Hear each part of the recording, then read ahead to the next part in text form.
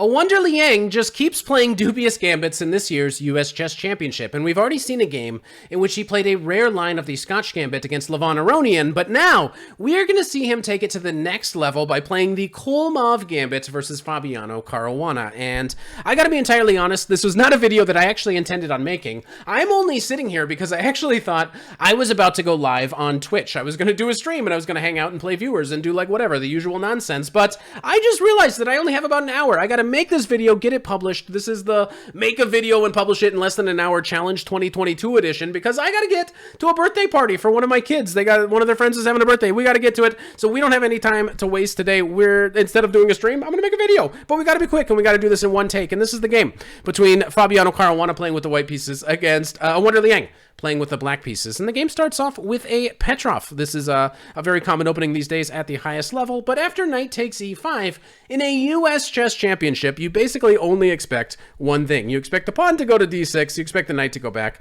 and then you expect black to recapture the pawn. Like, this is every single game, and you're not expecting to see some sort of gambit. But if you do like gambits, there is quite a lot of options that you can play in this position. Most notably, knight to c6. This is the Stafford Gambit, sacking a pawn this way in order to get a lot of activity. There's also other possibilities for white. You also have this option of playing pawn to d5, which could lead to an elephant gambit, so there's a lot of potential fun that could be played from this position. But there's also this move, knight takes e4, and this actually is a move that has lost the game for countless beginners. This is the kind of mistake that is often played by low-rated opponents, because now white is going to play queen to e2, and if you're not careful, you're about to lose this game. Like this, the pressure on the e-file has cost many low-rated players many games, because you need to play queen to e7, which is what Awonder played, and this is officially the KHOLMOV Gambit. But what you'll see very often, I don't know, maybe you play some low-rated games on Lichess, you're going to see d5. This is the way that most games actually do go whenever you enter into this position. But after d3, if your knight moves away, for example, the problem is you've just walked into this alignment, and white wins with this move, knight to c6, attacking the queen, delivering a check. So no matter where the queen, however you get out of check, you're going to be losing your queen on your next move. So that needs to be avoided. You can't play d5. You can't just bring your knight back and allow knight to c6 yet again. You got to come up with something better as black. And the way to do it is with queen to e7, which is at first sight a shocking move because you've just sacrificed an entire knight. But as we're going to kind of see, a lot of this has to do with this pin on the e-file. You play pawn to d6, and now it's the white knight that can't run away due to the pin on the e-file. So instead of that, we see pawn to d4. This was Fabi's response. And after this recapture, white takes back with a pawn, and white is up a pawn. This is a true gambit in every sense. You've sacrificed a pawn, and you don't necessarily at first sight seem to have all that much for it. It's kind of a weird, risky variation to enter into, but it often can get tricky, and there is one major trap that white will need to be aware of that quite a lot of opponents, at least lower-rated opponents, will fall for. Fabi didn't fall for it, but black now gets to try to get some sort of activity. He's going to be able to get the bishops out actually quite quickly, and you're able to start making threats immediately. You develop your knight to c6, and you immediately attack this e-pawn, and this is where a lot of people will end up going wrong. Now, Fabi did not go wrong. He played bishop to b5, and he handles the situation of this attack by developing a piece and pinning the knight on c6. This is obviously a very reasonable response, but the trap occurs in this position after this move, bishop to f4. And this is a very logical try by white. I mean, your pawn is attacked, so you develop another piece and you defend your pawn. But this actually falls victim to something pretty incredible and something that you almost never see in chess. And after g5, this is the first move of the trap, white will very often just decide to go back. Like, right, you go back, you keep this pawn defended. But this is the amazing moment. You have this opportunity to exploit the e-file yet again with this move, pawn to f5. And this is something that you really don't expect to see. You have basically prevented white from doing en passant. That's not something that happens every day, but en passant is prevented because otherwise you're just going to be losing your queen. The pawn is defended by the bishop, and we are now also just threatening to push our pawn to f4. So wherever the queen goes, we play f4, and the bishop gets trapped, and many people have lost a piece in this variation because you're really not anticipating g5, f5. It's kind of a really rare idea that doesn't occur in a whole lot of other openings, but it's something that's really cool to keep on the radar. But Fabi, he didn't fall for it. He decides to play bishop to b5. Now comes bishop to d7. breaking the pin, and now knight to c3. And knight to c3 is actually a very clever move as well. Potentially, the knight is coming into d5 on the next move. This is something that black actually needs to keep on the radar. There's no time to go try to win this pawn because knight to d5 is coming, and we got to deal with that threat immediately. And also, you've defended your queen, which could be very important because after castles, Fabi now decides to play bishop to f4 and defend this pawn, and now the trap doesn't work because the queen is defended. So if you play g5, the bishop can go back. There's no time to play pawn to f5 now because white will take on passant. The queen is defended. It's not a problem. Something like this just wins for white. So very sneaky way of defending against the threat. And so this puts black in a very tough position. You're here. You're playing Fabi. You're down a pawn. You seem to be doing all right, but like, what is the next step? How are you going to do this? And Awonder comes up with a fantastic solution. He starts with queen to b4. And it's kind of strange. You're down a pawn. You wouldn't expect to maybe go in for some sort of queen trade, but that's exactly what he does. White gets castled, black trades the queen, and we enter into this position where he's voluntarily traded the queens, brought the knight to maybe a more active central square, but he wins back the pawn. He plays knight takes e5, and in this way, no matter how we see some recaptures, either black is taking this bishop, or if white takes back the bishop, which was the case in the game, black will be able to recapture with the knight. So the problem, you can call it a problem, with the bishop taking is that we'll be able to grab this bishop. And were this line to occur, this particular variation might actually work out a little bit better for black, because we could imagine some sort of endgame like this, where after we get out of all these checks, it might be black that ends up with the two bishops. Maybe we can kick this guy back. Maybe we can bring this guy back, get some pressure on the queen side. Something like this, who knows, could actually end up being good for black.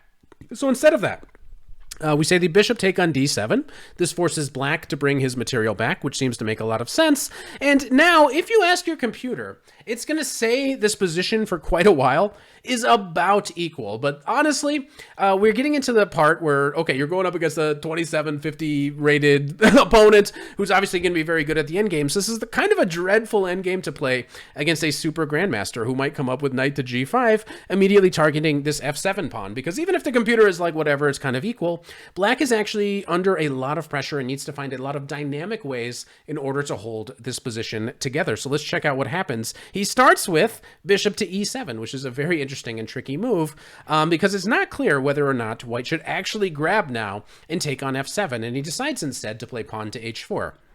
The thing with this move is that after knight takes f7, maybe it's not clear whether this is really good, especially after you see rook to f8. And we've lined up in this way, we're going to be able to win one of the minor pieces. And even if this guy takes, we take back here, and now suddenly the knight is trapped. So if black is able to go back and take this, no problem. This is going to be like two minor pieces versus a rook endgame.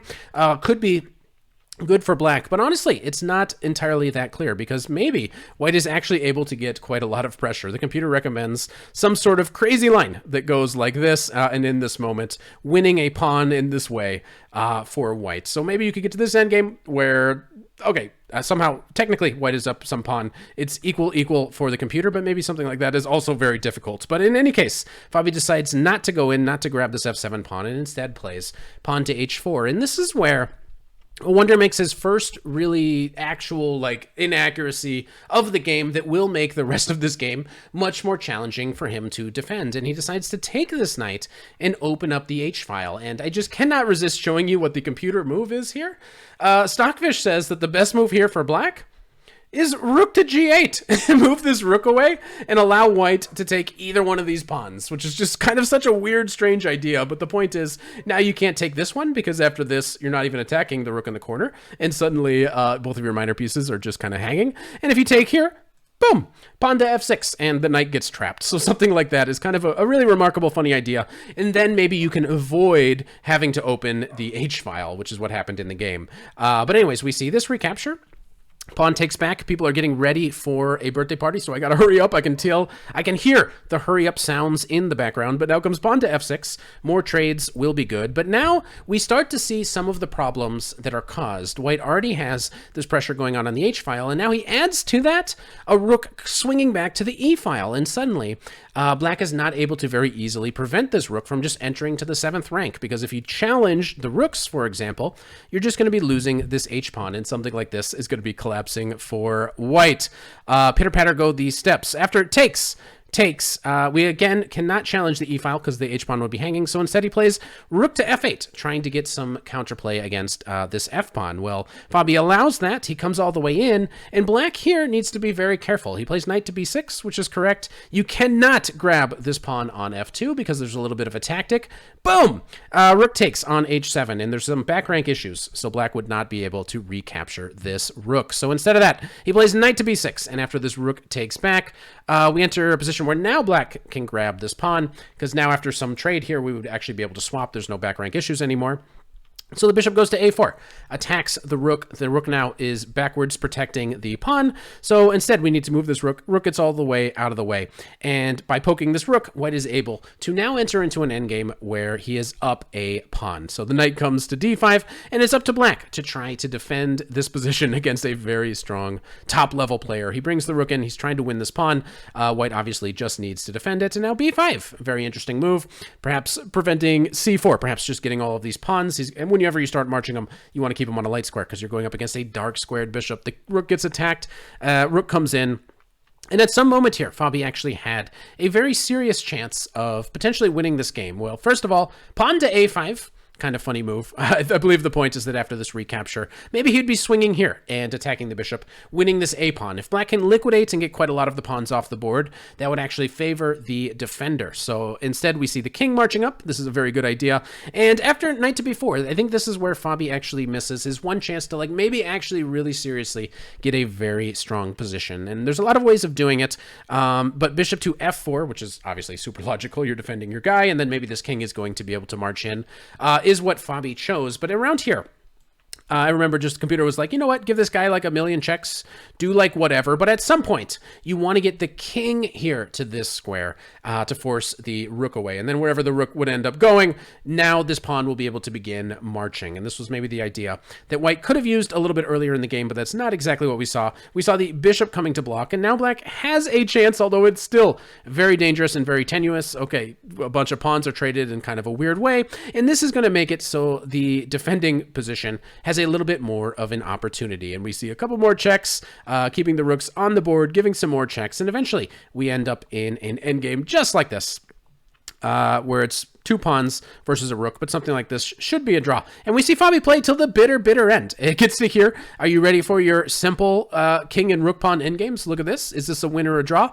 Well, the secret is whenever white takes here, boom, you need to be able to get to the opposition. And this is the well-known drawn formation that you absolutely need to know. Then what do? You keep the opposition on the king. Then you keep it right in front of the square as much as you can. Whenever this pawn goes, you always go back. This is the easiest way to draw. Whenever the king comes up, you take the opposition. That's the way to do it. So we're going to see this pattern repeat itself over and over. What do you do here? Boom, opposition, and eventually this ends up in a draw. So I got a birthday party to go to, but thank you, Awonder, for yet another wonderful game. Every time you play a dubious gambit, I'm going to keep making it, so please subscribe or do whatever. Okay, happy birthday.